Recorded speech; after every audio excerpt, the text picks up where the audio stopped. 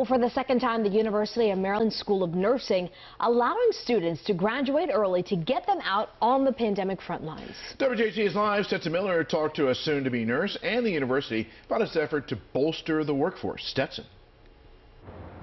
Vic, in just days, the students enrolled here at the University School of Maryland School of Nursing will be out of the classroom and on the job, and they're badly needed now as more and more COVID patients continue to fill in hospitals around the country.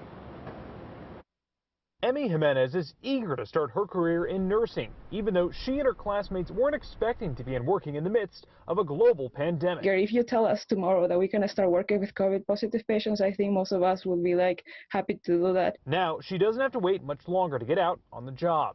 She's one of 182 University of Maryland School of Nursing students approved for an early exit into the workforce on November 30th in response to the pandemic, about 2.5 weeks earlier than the December 17th graduation date. Most of us are not afraid. We just really are ready to take the exam and start working. Long before the start of the pandemic, the U.S. has been grappling with a shortage of nurses. Yet the need for them now is even greater during the fall surge of coronavirus cases. The longer we wait, the more overwhelmed our healthcare system is. Associate Dean of the school's master's program, Bimbola Akintade, says these students are ready to work.